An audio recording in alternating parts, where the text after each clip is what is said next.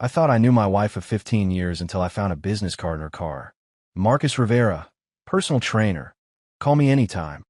What I discovered next made me realize Jessica was living a double life. When she came home from her night out, she found her bags packed by the door. My name is Warren Donahue. I'm 47 years old, and I've been a fire captain for the Denver Fire Department for 12 years.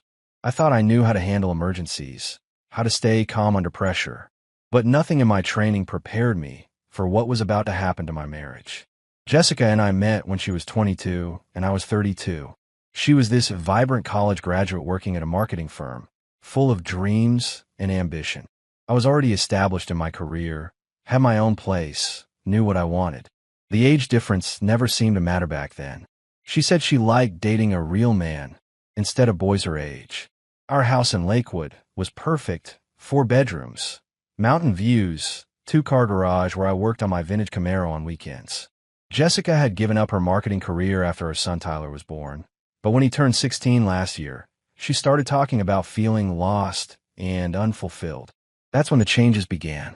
The first red flag was when she rejoined Facebook and started reconnecting with old college friends. She'd spend hours scrolling through photos, commenting on posts, laughing at her phone in ways that made my stomach twist. When I asked about it, Jessica would brush me off. Just catching up with old friends, she'd say casually.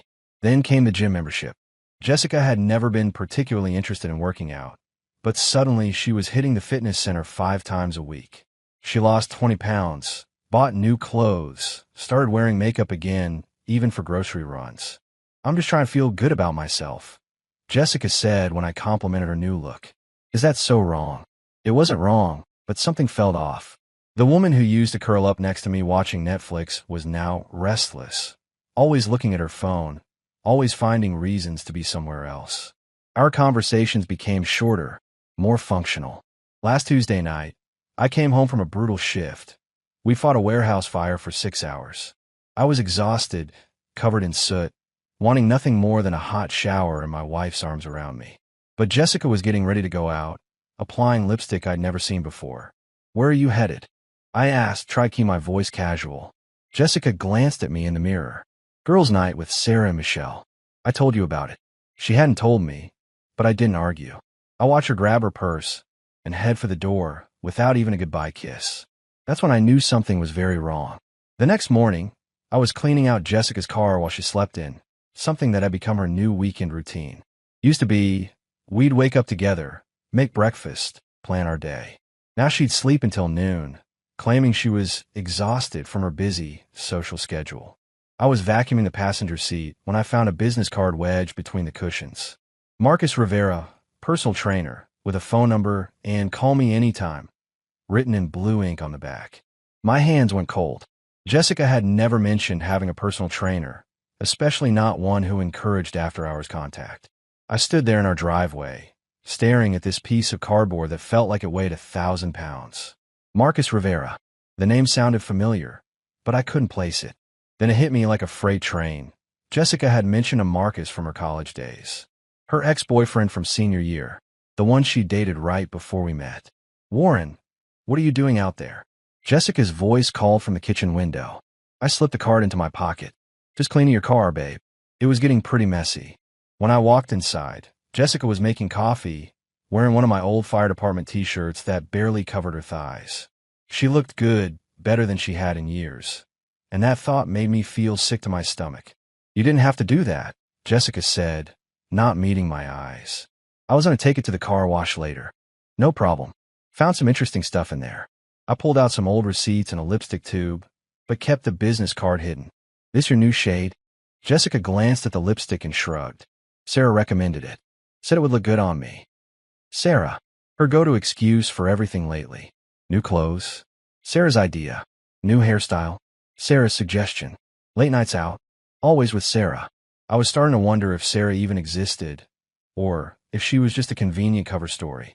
That afternoon, while Jessica was at another one of her mysterious appointments, I did something I'd never done in 15 years of marriage. I went through her phone. She'd left it charging on the kitchen counter, and for once, she hadn't taken it with her. My hand shook as I scrolled through her messages. Most were innocent enough. Texts with her sister, work-related stuff from her part-time job at the boutique she'd started 6 months ago. But then I found a thread that made my blood run cold.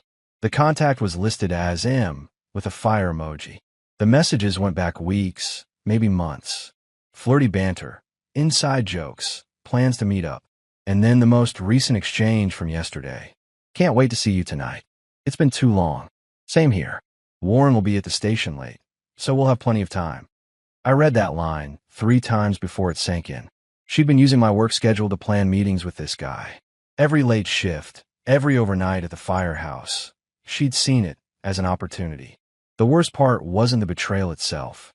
It was realizing how carefully she'd planned it all. I couldn't focus on anything for the rest of the day. The business card felt like it was burning a hole in my pocket, and those text messages kept replaying in my mind. When Jessica came home around dinner time, she was glowing in that post-workout way that now made perfect sense. "How was your appointment?" I asked, trying to keep my voice steady. Jessica froze for just a second before recovering. "Oh, you know the usual. Sarah and I tried that new Pilates class downtown." "Really? Which studio?" Her eyes darted away. The one on 5th Street. You wouldn't know it." I nodded, filing away another lie. There wasn't a Pilates studio on 5th Street. I knew because our firehouse responded to a medical emergency on that block just last month. The whole strip was office buildings and a dry cleaner. That night, I waited until Jessica was asleep before I did something that went against every principle I'd lived by. I grabbed her phone and copied down Marcus Rivera's number. Then I sat in my garage with a beer, staring at those 10 digits and trying to decide what kind of man I wanted to be. At 6 a.m., I made the call. "Marcus Rivera Personal Training." A smooth voice answered. "This is Warren Donahue. I believe you know my wife, Jessica." A long pause. "Then, oh, I see. Do you? Because I'm trying to figure out exactly what you see when you look at a married woman with a teenage son and a husband who risks his life every day to keep this community safe." "Look, man, I didn't know she was married at first. She never mentioned. But you know now." Another pause. "Yeah, I know now." "Good. Then you know this ends today. If I see your name on her phone again, if I find any trace of you in her life, we're going to have a different kind of conversation. The kind that happens face to face." I hung up before he could respond. My hands were shaking, not from fear, but from rage. In 15 years of marriage, I'd never had to make a call like that. The fact that I'd been forced to do it now told me everything I needed to know about what my marriage had become. When Jessica woke up that morning, something had shifted in her demeanor. She was jumpy, checking her phone constantly, but no messages seemed to be coming through. By evening, she was pacing around the house like a caged animal. "Everything okay?" I asked during dinner. Jessica looked up from her untouched plate. "Fine. What? You seem anxious about something." She forced a smile. "Just work stuff. You know how it is." But I could see it in her eyes, the realization that her secret world was collapsing. The question was, what would she do next? The confrontation I'd been avoiding finally came 3 days after I called Marcus. I was reviewing shift schedules in my home office when Jessica burst through the door, her face flushed with anger. "You called him, didn't you?" Jessica demanded, her hands clenched into fists. I looked up from my paperwork, meeting her furious gaze calmly. "Called who?" "Don't play dumb with me, Warren. Marcus told me some jealous husband threatened him." "That was you, wasn't it?" I set down my pen and leaned back in my chair. "I had a conversation with your personal trainer." "Yes." I thought it was important he understood the situation. Jessica's face went red. "You had no right. Marcus is just a friend. Friends don't send texts about having plenty of time when husbands are working late shifts." The color drained from Jessica's face. She hadn't expected me to know about the messages. "You went through my phone," she whispered. "I did what I had to do to understand what was happening in my own marriage." Jessica stared at me for a long moment, probably calculating how much I knew, how much damage control she needed to do. Then something shifted in her expression, the guilt replaced by defiance.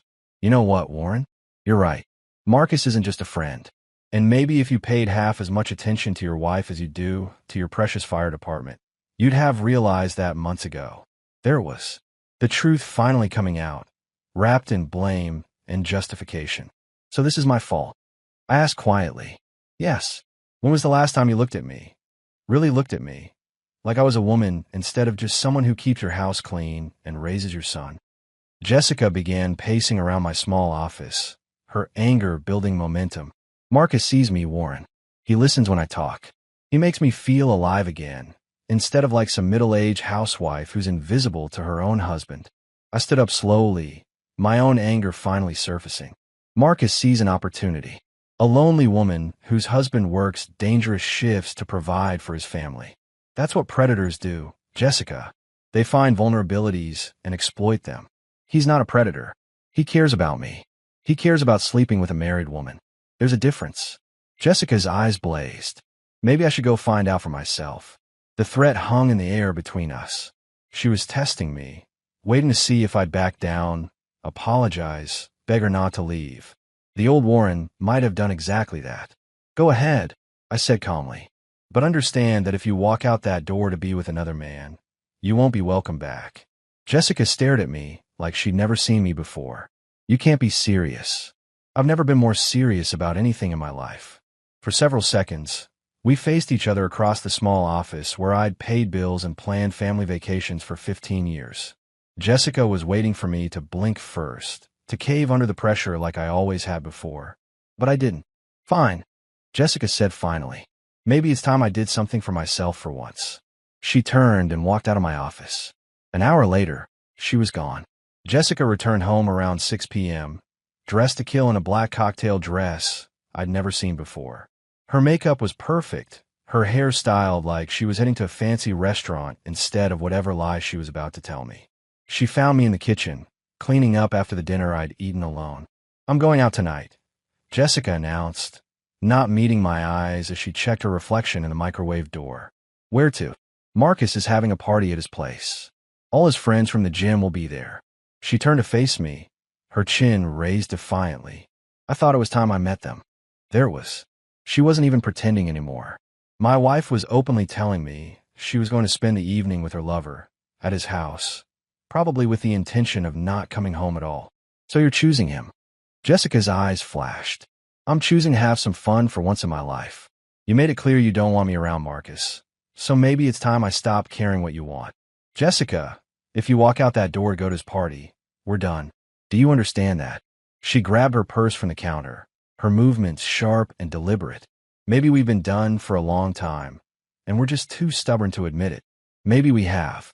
Jessica paused at the kitchen doorway, probably expecting me to chase after her, to beg her not to go. When I didn't move, she straightened her shoulders. Don't wait up, Warren. This party might run very late. The front door slammed behind her with a finality that echoed through the empty house. I stood in my kitchen, listening to her car start up and drive away, taking my wife to spend the night at her ex-boyfriend's house out of pure spite. I called Mrs. Henderson to check on Tyler, who was staying overnight at his friend's house. Then I went upstairs to our bedroom and did something I never imagined I'd have to do. I pulled out Jessica's suitcases from the closet and began packing her belongings. Every piece of new lingerie she'd bought, but never worn for me. Every dress she'd purchased for her secret dates. Every expensive cosmetic that was part of her transformation into someone else's woman. As I packed, I found more evidence of her deception. Hotel key cards she'd forgotten to throw away. Restaurant receipts for places we'd never been together. A jewelry box hidden behind her shoes containing a necklace I'd never seen her wear, probably a gift from Marcus. By midnight, her belongings were packed and sitting by the front door. I'd removed every wedding photo from the walls, every reminder of the life we'd supposedly built together. The house looked empty, hollow, like a stage set after the play had ended. I sat in my recliner, staring at the blank walls, waiting. Jessica had spent the night at her ex's party to spite me, to punish me for daring to confront her about the affair. She probably thought I'd be sitting here worried sick, ready to forgive anything when she finally came home. But when she walked through that door, she was going to be stunned by what I had done. The sound of Jessica's key in the lock came at 3:42 a.m. I'd been sitting in the dark living room for hours, watching the empty street, preparing myself for this moment. She entered quietly, probably hoping I'd be asleep, unaware that her entire world was about to change. The hallway light clicked on, and I heard her sharp intake of breath. She'd seen the suitcases. Warren. Jessica's voice was small, uncertain. Warren, what is this? I stood up slowly, my joints stiff from sitting motionless for so long. When I stepped into the hallway light, Jessica's face went pale. She looked disheveled, her perfect makeup smudged, her hair messed up from whatever had happened at Marcus's party. "Those are your things," I said calmly. "I thought it would save us both some time." Jessica stared at the suitcases, then at the empty walls where our wedding photos used to hang. Her mouth opened and closed like she was trying to find words that didn't exist. "You can't be serious. This is ridiculous, Warren. It was just a party." "Just a party?" I almost laughed. "You spent the night at your ex-boyfriend's house, Jessica. You left here dressed like you were going on a date, and you came home looking like you've been doing a lot more than just socializing." Jessica's hand went instinctively to her hair, trying to smooth down the tangles. "Nothing happened. We just talked, and I fell asleep on his couch." "With your lipstick smeared and your dress wrinkled?" "Try again." The lies were getting more desperate now. She could see that her usual manipulation tactics weren't working, that something fundamental had changed while she was gone. "Warren, please. Let me explain." "Explain what?" "That you chose him over me? That you went to his party specifically to hurt me? That you probably spent the night in his bed while I was here packing your belongings?" Jessica took a step toward me, her hand extended like she wanted to touch me, to comfort me back into compliance. "It's not what you think. It's complicated." "No, Jessica. It's actually very simple." I picked up one of her suitcases and opened the front door. "You made your choice tonight. You chose to spend the night with another man instead of coming home to your husband." The cool night air rushed in, carrying the scent of autumn and the promise of a new beginning. Jessica stood frozen in the doorway, staring at me like she'd never seen me before. "You're really throwing me out? After 15 years? You threw yourself out the moment you decided to betray our marriage vows." I set her suitcase on the porch. "I'm just making it official." Jessica's eyes filled with tears, but they looked more like tears of frustration than genuine remorse. "Where am I supposed to go?" I picked up the second suitcase and placed it next to the first. "I'm sure Marcus will be happy to help you figure that out. You two seem to have plenty to talk about tonight." Jessica stepped onto the porch, her heels clicking against the concrete. She looked back at me one last time, probably searching for some sign that I might change my mind. "This isn't over, Warren." "Yes," I said quietly, "it is." I closed the door and turned the deadbolt.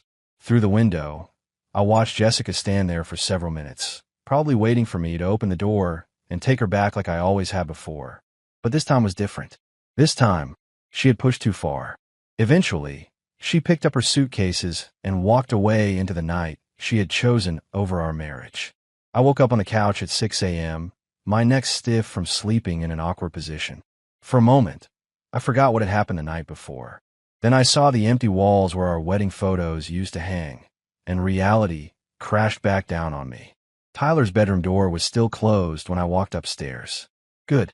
I needed coffee and time to think before explaining to my 16-year-old son why his mother's belongings were no longer in our house.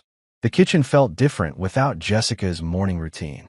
No coffee maker program, start at 5:30. No breakfast dishes in the sink. No perfume lingering in the air from her getting ready for work. Just silence and the weight of decisions that couldn't be undone. My phone buzzed with a text message. "Jessica, we need to talk. This is insane." I deleted it without responding.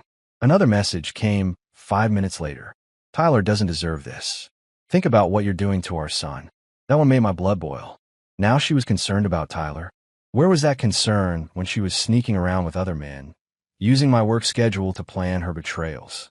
I heard Tyler's alarm go off upstairs, followed by the familiar sounds of a teenage boy getting ready for school.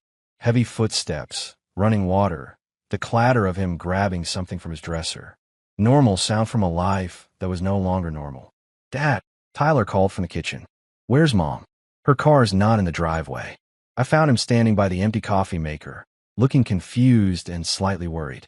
He was dressed for school, backpack slung over one shoulder, car keys in his hand. Just a regular Thursday morning for him. Except nothing about this morning was regular anymore. "Sit down, son. We need to talk." Tyler's expression shifted from confusion to concern. "Is Mom okay? Did something happen?"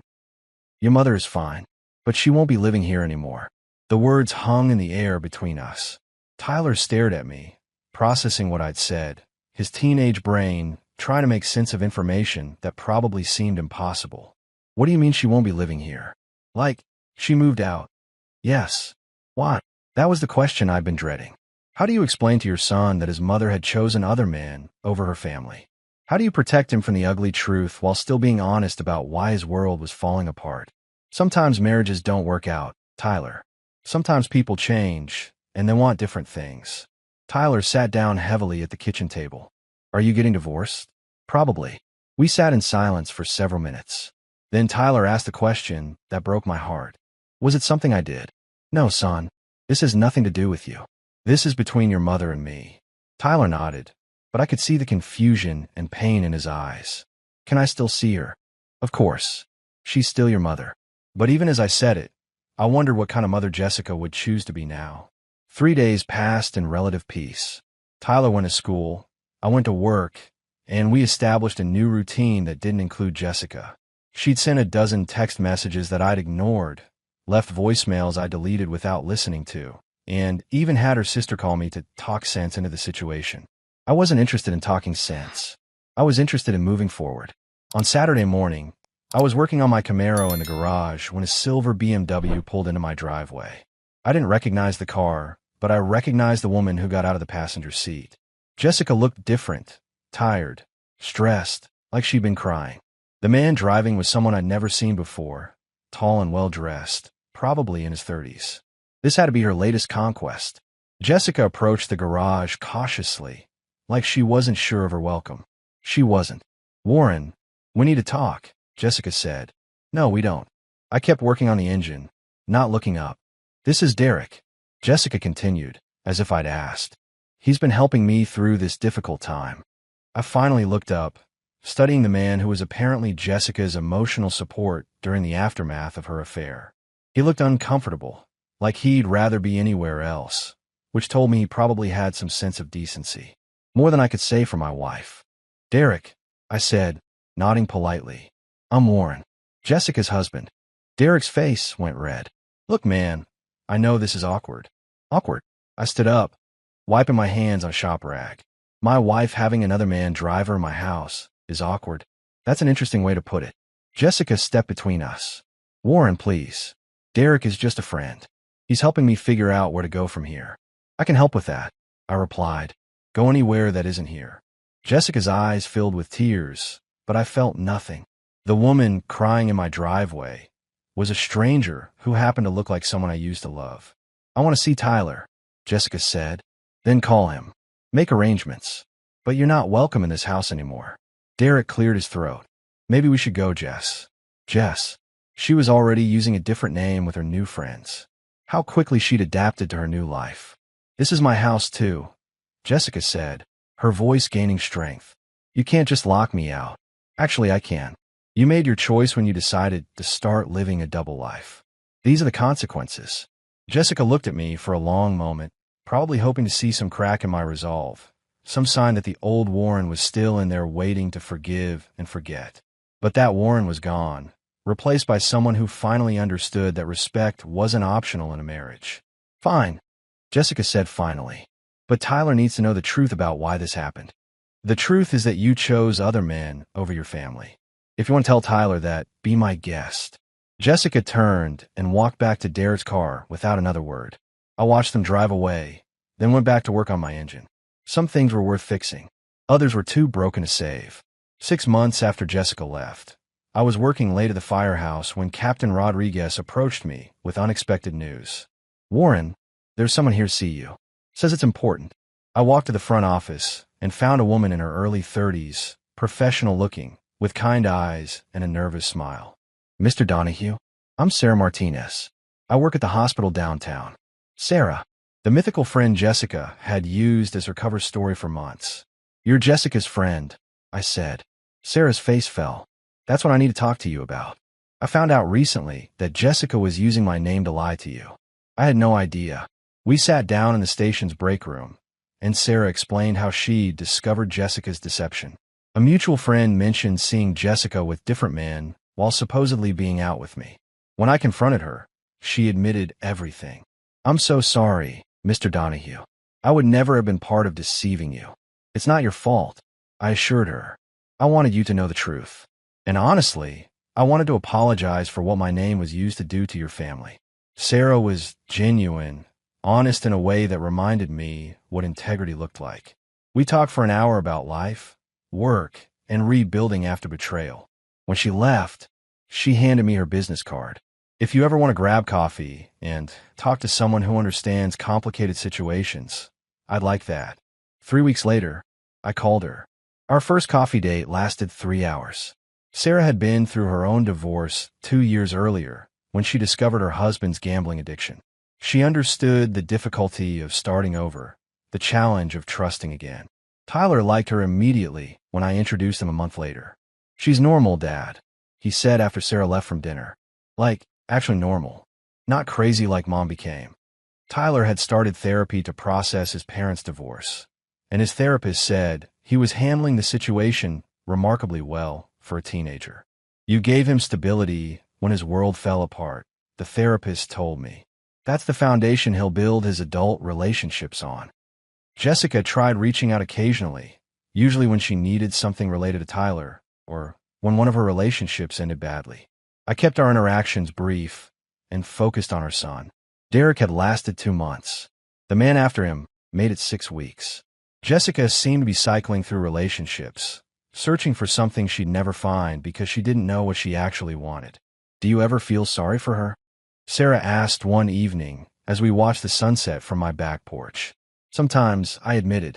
"She threw away a good life for temporary excitement. But I can't fix that for her." Sarah took my hand. "You're a good man, Warren Donahue. I'm learning to be." For the first time in years, the future looked promising. 1 year later, Tyler graduated from high school with honors.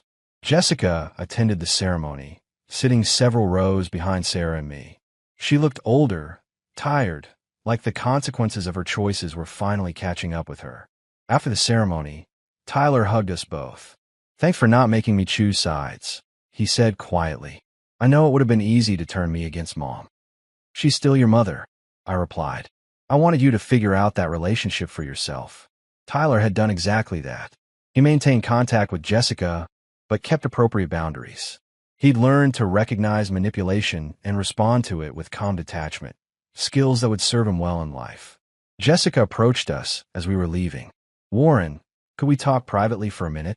Sarah squeezed my hand and walked toward the car, giving us space. "You look happy," Jessica said, glancing toward Sarah.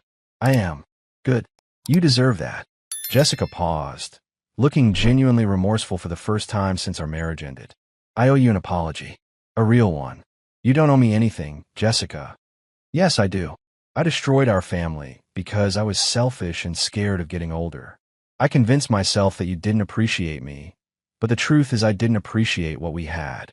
I nodded, accepting her words without offering forgiveness. Some wounds heal, but they leave scars that serve as reminders. "Tyler's going to Colorado State in the fall," I said, changing the subject. "I know. He told me. You raised a good son, Warren." "We both did. Before things went wrong." Jessica smiled sadly. "Yeah, before things went wrong." That evening, Sarah and I celebrated Tyler's graduation with dinner at his favorite restaurant. Tyler regaled us with stories about his college plans, his summer job, his excitement about starting fresh in Fort Collins. "Are you going to be okay when I leave for college?" Tyler asked me. "I'll miss you terribly," I said honestly, "but I'm proud of the man you've become. You handled this divorce better than most adults would have." "I had a good example," Tyler replied, looking directly at me. After Tyler went to bed, Sarah and I sat on the back porch, talking about the future. We've been dating for 11 months, taking things slowly, building something real and lasting. "I have something to tell you," Sarah said, taking my hand. "Good something or bad something?" "Good something. My lease is up next month, and I was wondering if you'd like a roommate." I smiled, pulling her closer. "I like that very much." 2 years after Jessica walked out of our house to meet another man, I was building a new life with someone who valued loyalty, honesty, and commitment. The betrayal that had nearly destroyed me had ultimately led me to something better. Sometimes the worst thing that happens to you turns out to be the best thing that could have happened.